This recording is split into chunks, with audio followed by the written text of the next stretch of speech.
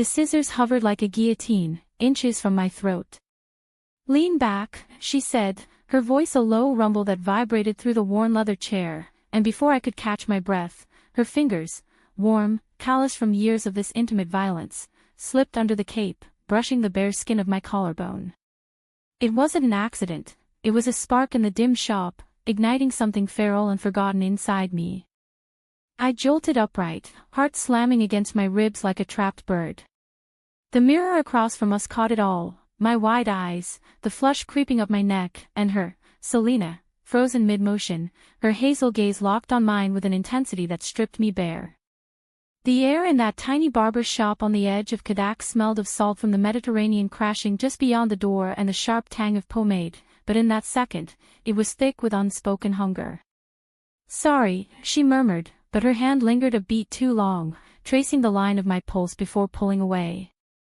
I wanted to bolt, to flee this coastal ghost town I'd washed up in after my life in Seattle imploded, but her touch had already mapped a route straight to the wreckage of my soul. That was 6 months ago, on a sweltering July afternoon when I'd wandered into Barbershop Del Mar on a whim, desperate for a change that went deeper than hair. I'd come to Spain chasing ghosts. My ex, Jamie, had shattered me with a goodbye text from our shared apartment. "I can't do this anymore. It's not you, it's the lies I've been telling myself. Lies about loving women, about us." I'd packed a single bag, sold everything else, and flown to Barcelona, then rented a beat-up Fiat to drive north along the Costa Brava, where the cliffs twisted like unanswered questions. Cadix, with its whitewashed houses huddled against the sea like conspirators, felt like the end of the world. Or the beginning. Selena's shop was a relic, tucked into a narrow alley off the port, its faded sign swinging in the breeze like a hanged man's noose. Inside, it was a time capsule, yellowed posters of bullfighters from the 70s, a radio crooning old Joan Manuel Serrat tunes, and shelves lined with dusty bottles of aftershave. She'd been cutting hair here since she was 16, she told me later, taking over from her father after he drank himself into an early grave. "This place is my anchor," she'd say, her Spanish accent wrapping around the English words like smoke. She was 42 to my 35, with a body honed by years of hauling supplies up the hill and a face that told stories, crow's feet from squinting at the sea, a faint scar above her left eyebrow from a bar fight in her wilder days. But that first touch. It unraveled me. I mumbled something about a trim, my voice cracking like dry earth, and she chuckled, low and throaty, as she draped the cape over my shoulders. "American?" she'd asked, her scissors snipping with surgical precision. I nodded, staring at my reflection, a stranger with overgrown waves that screamed neglect. "What brings you to our little corner of paradise?" Her eyes met mine in the mirror, bold and unapologetic, the kind of look that made you feel seen, not just glanced at. "Running," I admitted, surprising myself. The word hung there, heavy as the humidity. She paused, blade mid-air, and for a moment, the only sound was the distant cry of gulls. "From what?" she pressed, her tone gentle but probing, like a therapist who'd traded her couch for shears. "Everything," I whispered. Jamie's betrayal had been a slow poison, late nights at the office that turned into hotel rooms with her best friend, the one who'd always eyed me with that predatory gleam. I'd ignored the signs, convinced love was blind trust. When the truth hit, it was a freight train, photos on her phone, whispers in the dark. I'd left without a fight, just a slammed door and a one-way ticket to oblivion. Selena didn't pry further that day. She shaped my hair into something fierce, a layered bob that framed my face like armor, and as she swept away the clippings, her knee brushed mine under the cape. Accidental? Maybe. But when I stood to pay, our hands touched over the euros, and electricity arced between us. "Come back anytime, Magnolia," she said, reading my name off the credit card like it was poetry. I fled into the sunlight, pulse racing, the sea mocking me with its endless rhythm. I didn't go back for 2 weeks. Instead, I wandered Cadix like a penitent, sketching the surrealist landscapes that had inspired Dolly, his house a white cube perched on the hill, eggs balanced on its roof like fragile dreams. I rented a tiny apartment above a bakery, the scent of fresh pan con tomate waking me each morning. Mornings were for coffee on the balcony, staring at the bay where fishing boats bobbed like forgotten thoughts. Afternoons, I'd hike the coastal paths, the wind whipping salt into my wounds. Nights were the worst, empty bed, empty heart, Jamie's ghost in every shadow. But Selena lingered. Her touch replayed in dreams, fingers ghosting my skin, her breath warm against my ear. I told myself it was displacement, the loneliness of exile amplifying a stranger's kindness. Yet when I finally returned, it was with a lie, just a touch-up. She grinned, that scar crinkling, and pulled me into the chair. This time, the cape felt like a shroud, her hands deliberate as they combed through my strands. "You've been avoiding me," she teased, her reflection winking in the mirror. "Life's complicated," I hedged, but my body betrayed me, leaning into her proximity. We talked as she worked, about her daughter, Sophia, 16 and rebellious, studying art in Barcelona, about my sketches, how I'd once dreamed of illustrating children's books back in Seattle. "Why stop?" she asked, tilting my head back to rinse. Water cascaded warm over my scalp, her thumbs massaging circles that blurred the line between professional and personal. "Fear," I breathed. Her hands stilled. "Of what?" "Of this." The word escaped before I could cage it, and the shop went silent save for the faucet's drip. She shut it off, her face inches from mine, droplets beating on my lashes. "Magnolia," she said, my name a caress, "fear's just the shadow of what you want."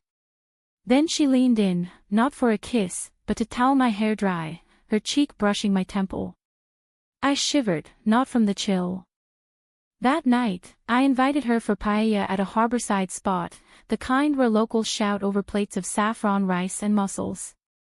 The sun dipped low, painting the water gold, and we drank sangria until the edges softened. She told me about her wife, ex-wife now, who'd left 5 years ago for a life in Madrid, taking Sophia half the time. Carmen couldn't handle the small town, the whispers, Selena confessed, her voice raw. Or maybe she couldn't handle me loving her too much, too fiercely. The words cracked something in me. I reached across the table, our fingers lacing like they'd been waiting lifetimes. We walked the beach after, shoes in hand, the pebbles crunching underfoot. The moon hung fat and silver, waves whispering secrets. At the water's edge, she stopped, turning to me with eyes like storm-tossed seas. "What are we doing, Magnolia?" Her voice trembled, vulnerability cracking her tough exterior. I stepped closer, the tide nipping at our toes. "Falling," I said simply.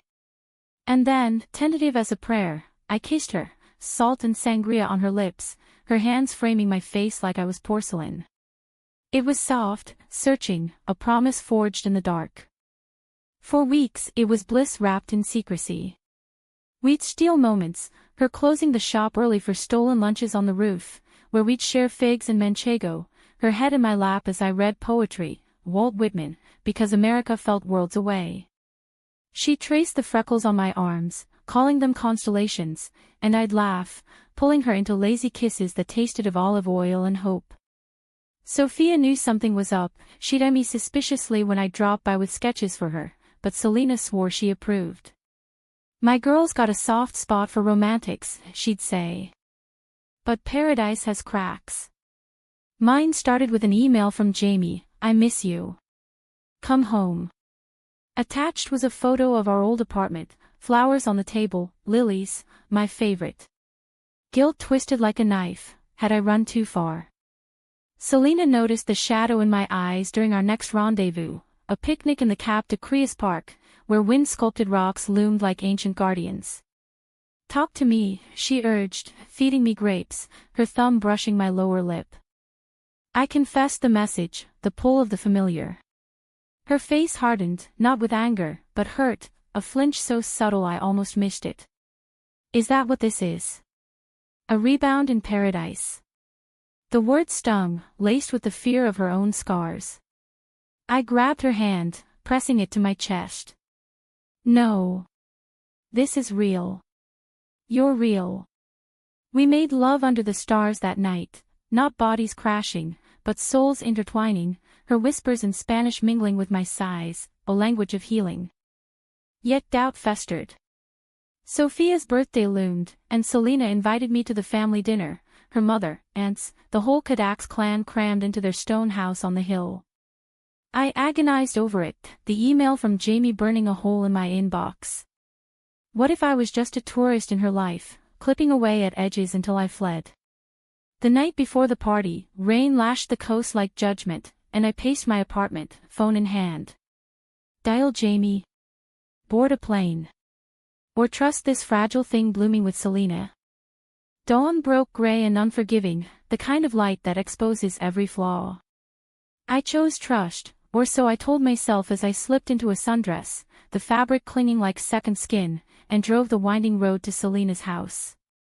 The party was in full swing by noon, laughter spilling from open windows, the air thick with garlic and grilled sardines. Sophia greeted me at the door with a hug that felt like absolution, her dark curls wild, eyes sparkling with mischief.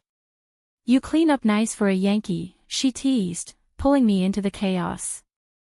Selena was everywhere, flipping prawns on the grill, pouring kava, her linen shirt untucked and sleeves rolled, revealing forearms etched with faint tattoos from her rebellious youth, a compass rose, pointing forever north.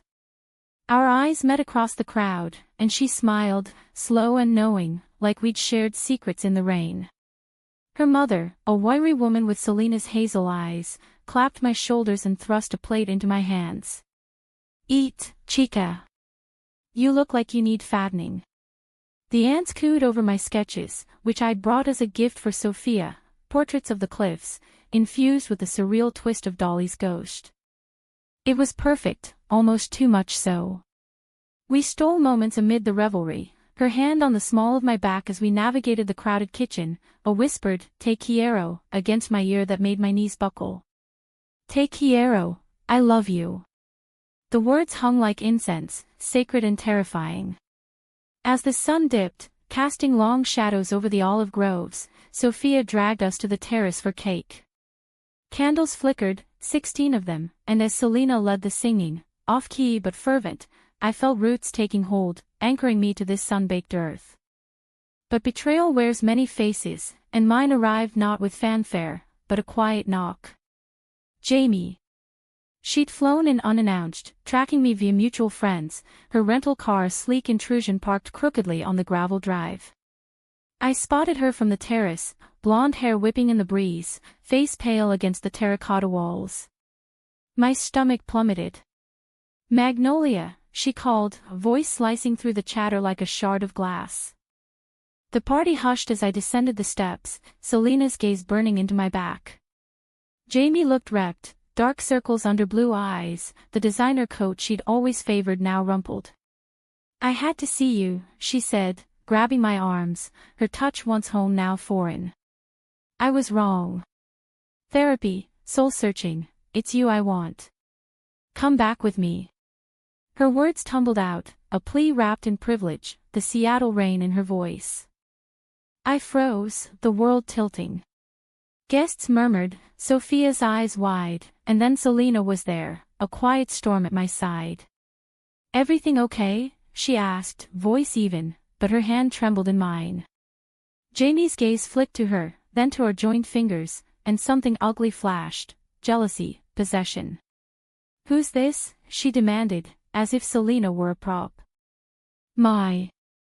I faltered, the label slipping like wet soap. Lover.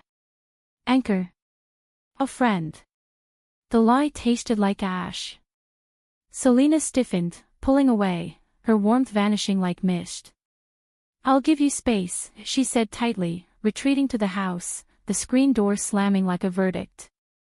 Jamie pressed her case under the jacaranda tree, petals drifting like confetti from a broken party.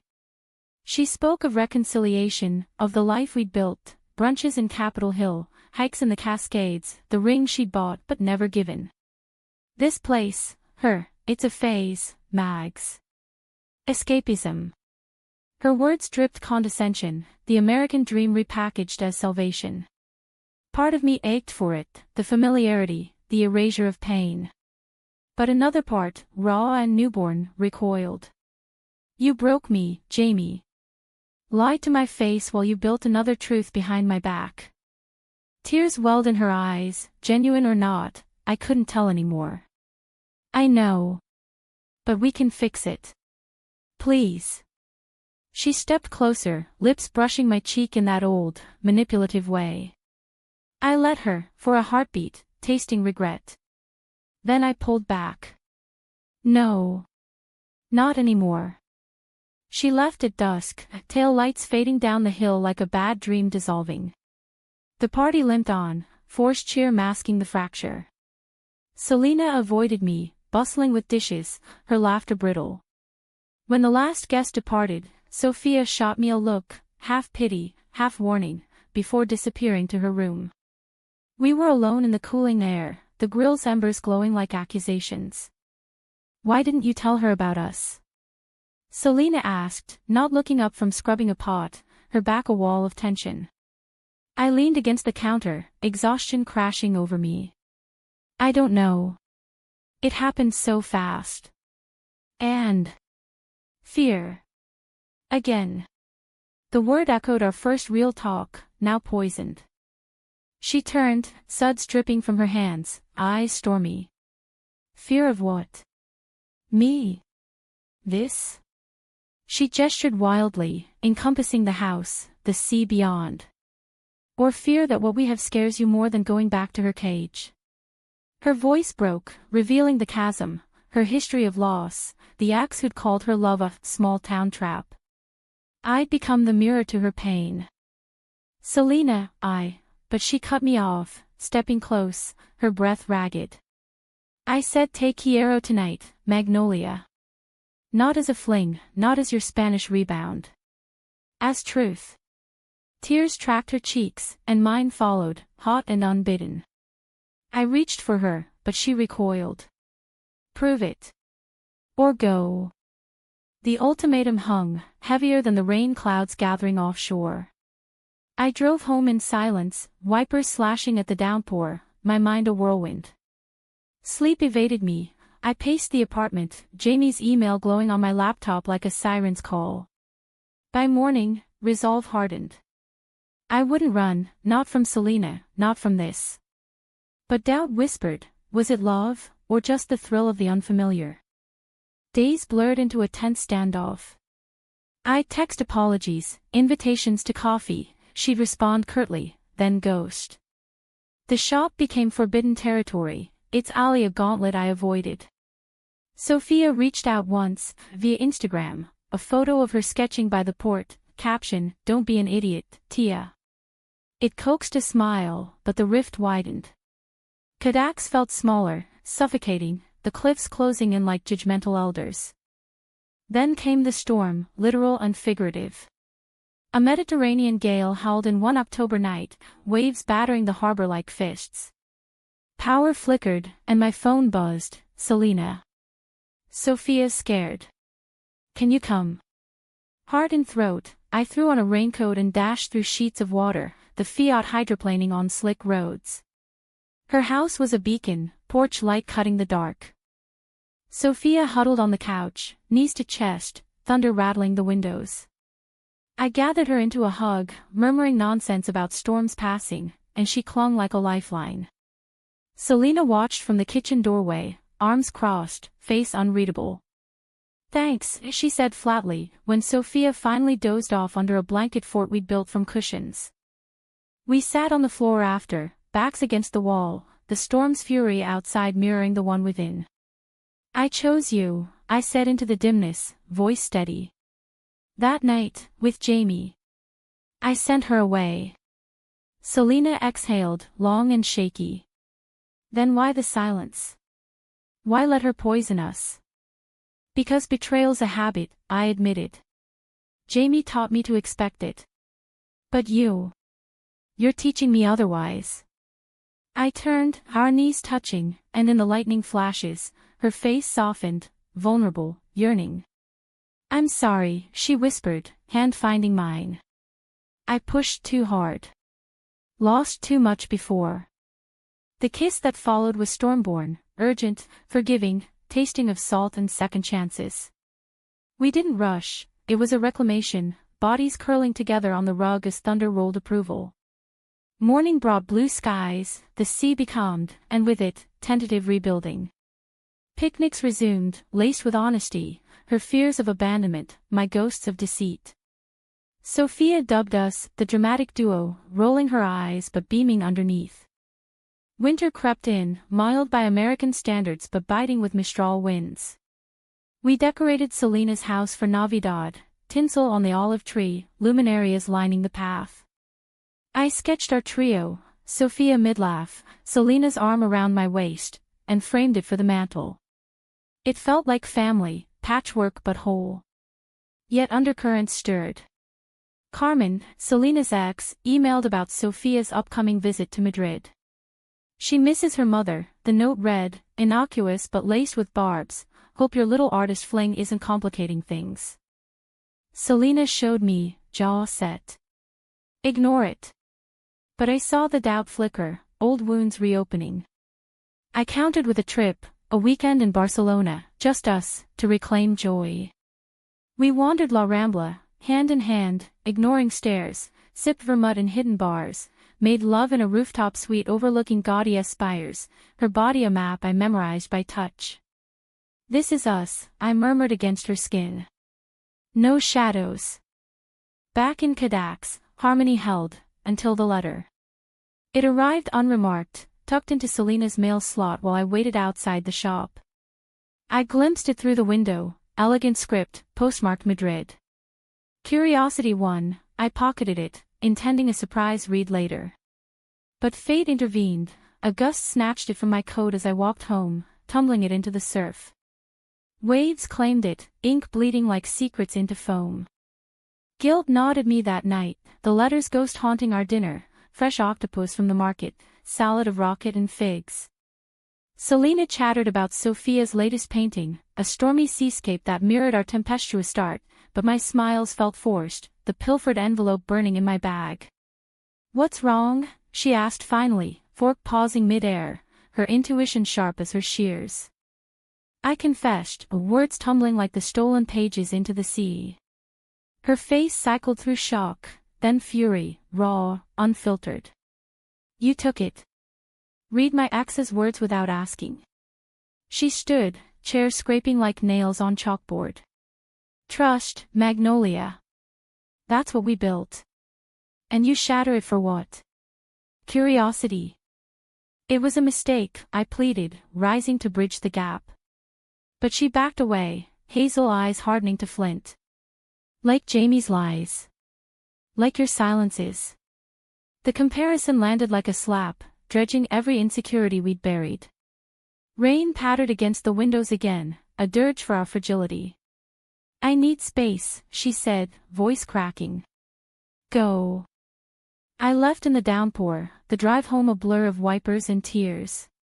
The apartment echoed with absence. I curled on the bed, replaying the theft, foolish, invasive, born of that same fear that had nearly lost her before. Dawn brought no solace, only resolve. I had to fix this, earn back what I'd broken. But Carmen's shadow lengthened. The next day, Sophia cornered me at the bakery, her usual spark dimmed. Mama's a mess. Won't talk, just clips hair like it's therapy. She thrust a sketch pad at me, her own drawings, chaotic swirls of color. Help her. Us. The plea pierced, I nodded, hugging her fiercely. I will, kiddo. Promise. Reconciliation started small, notes slipped under Selena's door, sketches of us on the cliffs, poems cribbed from Lorca about mending torn skies. She didn't respond, but the shop's light stayed on late, a beacon of her turmoil. I threw myself into work, illustrating a local children's book about Dolly's melting clocks, time as illusion, fittingly. Yet nights were voids, her absence a physical ache, the bed cold as the winter sea. The climax crashed on All Saints' Day, when winds howled fiercer than ever, uprooting trees and flooding the port. I was sketching by candlelight, power out again, when my phone lit up, Sophia. It's Mama. The shop, waves hit it. Come quick. Panic surged, I grabbed keys, battling gale force gusts, the Fiat fishtailing on flooded roads. Barbershop Del Mar teetered on the quay, water lapping at its foundations, debris swirling like vengeful spirits. Selena stood defiant in the doorway, rain plastering her shirt, hauling crates of pomade and scissors to higher ground. Go inside. I shouted over the roar, wading in, salt water soaking my jeans. She whirled, face a mask of exhaustion and surprise. What are you doing here? Saving you, idiot. We worked in tandem, her strength and my desperation of frantic ballet, tossing bottles to Sophia, who'd arrived with neighbors, boarding windows against the surge. Lightning cracked, illuminating her scar, the lines of worry etched deeper. A rogue wave slammed the wall, shattering glass, shards flew, and Selena slipped, foot caught in the tide. I lunged, grabbing her wrist, hauling her back as foam sucked at our legs. We collapsed against the inner wall, panting, drenched, the storm's fury muffled by stone. You came, she gasped, eyes searching mine in the dim lantern light. Of course, I said, brushing wet hair from her forehead. I stole your trust once. Won't lose you to this. Tears mixed with rain on her cheeks. The letter. Carmen wants Sophia full-time. Says I'm unstable, dragging her into my lifestyle. Rage boiled, hot and protective. She's lying. You're the steadiest soul I know. I cupped her face, thumbs tracing her jaw. And that lifestyle. It's us. Love, not labels. She leaned into my palm, vulnerability cracking wide. I was scared you'd run again. Like her. Never. The word was oath, sealed with a kiss, desperate, devouring, the sea's roar fading to applause. Sophia hooped from the doorway, gross, but get a room. We laughed, the sound cathartic, as neighbors clapped us on the backs, the shop salvaged if scarred. In the aftermath, truths poured out. I confessed the letter's watery grave, vowing transparency. Selena revealed Carmen's history, not just leaving, but gaslighting, painting her as the villain in custody battles. I built walls, she admitted over hot chocolate that night, Sophia asleep upstairs. But you make me want to tear them down.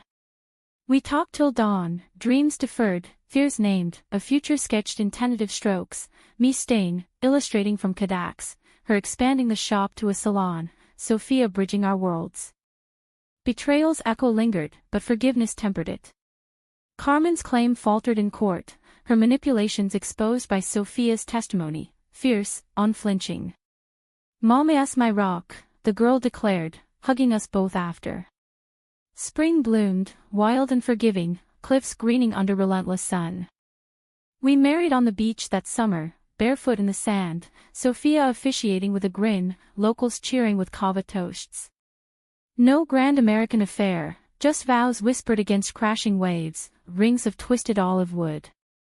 In sickness, storms, and stolen letters, I teased, and Selena laughed, pulling me close. Till the sea gives them back. Life settled into rhythm, mornings in the shop, her hands in my hair, turning routine to ritual, afternoons hiking, sketching the surreal coast, evenings with Sophia's art shows, her pieces selling to tourists who saw magic in our haven. Jamie faded to a postcard, happy for you, and I burned it, ashes to the wind. Years later, on our anniversary, we returned to that first beach, the one where our kiss had sealed fate. Selena, silver threading her hair now, traced my laugh lines. Changed everything, didn't I? She murmured, hands slipping under my shirt, not a cape, but skin to skin, innocent anchor. Everything, I echoed, and in her eyes, I saw home, not a place, but a promise kept.